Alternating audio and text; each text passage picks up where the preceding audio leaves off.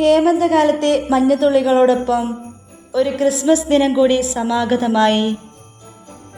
ദൈവത്തോടുള്ള സമാനത മുഴുവൻ വെടിഞ്ഞ് മനുഷ്യരോടൊത്ത് മനുഷ്യനായി ജീവിക്കുവാൻ ദൈവഭൂമിയിലേക്ക് ഇറങ്ങി വന്ന മഹാസംഭവത്തിൻ്റെ ഓർമ്മകൾ.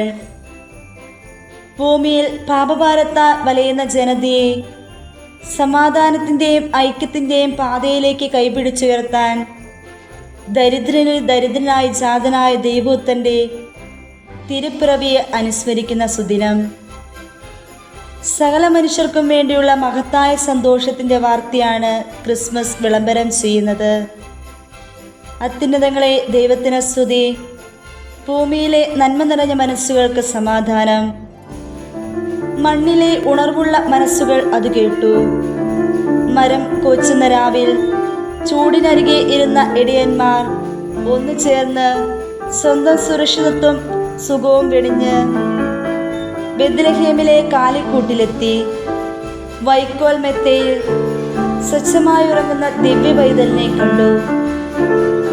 പാവപ്പെട്ട ഇടയന്മാരുടെ നേർക്കായിരിക്കണം ദിവ്യ ഉണ്ണി ആദ്യമായി കണ്ണു തുറന്നത്.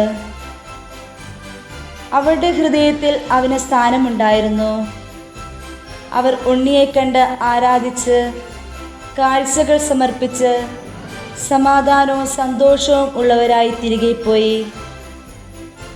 മനുഷ്യത്വത്തിന് ദൈവത്വവുമായും ദൈവത്വത്തിന് മനുഷ്യത്വവുമായി എത്രമാത്രം അടുക്കാനാവും എന്ന സത്യം ഈശോയുടെ മനുഷ്യാവതാരം നമ്മെ പഠിപ്പിക്കുന്നു.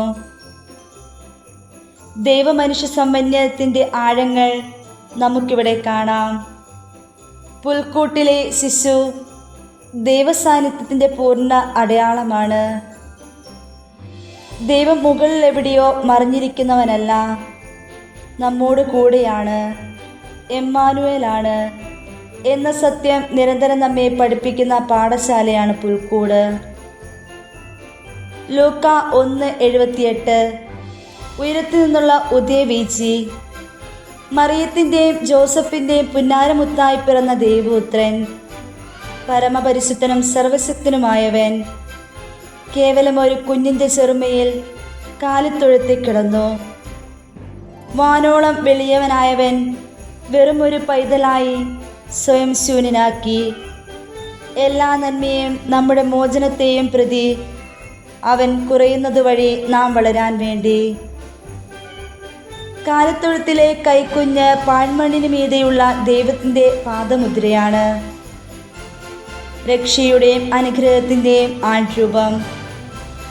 നമ്മുടെ കൊച്ചു ജീവിതവും അതിൻ്റെ നൈർമല്യവും കുറച്ചു പേരുടെയെങ്കിലും അനുഗ്രഹത്തിൻ്റെ അടയാളമാകണം. എത്ര വളർന്നാലും ദൈവത്തിനും നമ്മുടെ മാതാപിതാക്കൾക്കും നാം എന്നും കൈക്കുഞ്ഞുങ്ങൾ തന്നെയാണ്. അവയേക്കാൾ വലുതാകാൻ നമുക്ക് സാധിക്കുകയില്ല. വളർച്ചയുടെ ഒരു ഘട്ടം കഴിഞ്ഞാൽ നമ്മുടെ ശരീരം പോലും ഇളതാവുകയാണ്. അതോടൊപ്പം നമ്മുടെ ആഗ്രഹങ്ങളും ആവശ്യങ്ങളും വാശിയും പെരുമാറ്റ രീതികളുമെല്ലാം ഒരു ശിശുവിൻ്റേത് പോലെയായിത്തീരുകയാണ്. നമ്മുടെ ഉള്ളിൻ്റെ ഉള്ളിൽ ഒരു ഉണ്ണി എന്നും ഉണ്ടാവണം. കാലിത്തൊഴുത്തിലെ കൈക്കുഞ്ഞിനു കൂട്ടായി ഒരു പൈതലിൻ്റെ പരിശുദ്ധിയും പരാശ്രയബോധവും പ്രസന്നതയുമൊക്കെ നമ്മുടെ ജീവിതത്തിലും കൈമോശം വരാതെ സൂക്ഷിക്കണം. കുഞ്ഞായി പിറന്നതുപോലെ കുഞ്ഞായി തന്നെ ആവട്ടെ നമ്മുടെ മരണവും. ഭൂതകാലത്തിലെ കാലഹരണപ്പെട്ട കാലിക്കൂട്ടിലല്ല,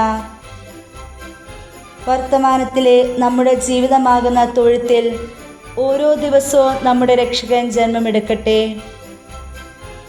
എങ്കിൽ മാത്രമേ അവൻ്റെ പിറവി നമ്മുടേതു കൂടി ആവുകയുള്ളൂ. മഞ്ഞു പെയ്യുന്ന രാവ്, മാനത്ത് തിളങ്ങി നിൽക്കുന്ന നക്ഷത്രങ്ങൾ, ഉണ്ണി യേശുവിൻ്റെ വരവിന് സാഹുന്നു വരുന്ന മഞ്ഞു പെയ്യുന്ന പുലരികൾ, സ്നേഹത്തിൻ്റെയും സമാധാനത്തിൻ്റെയും ഓർമ്മകൾ ഉണർത്തുന്ന ക്രിസ്മസ് വേളയിൽ എൻ്റെ എല്ലാ പ്രിയപ്പെട്ടവർക്കും ഹൃദയം നിറഞ്ഞ ക്രിസ്മസ് ആശംസകൾ.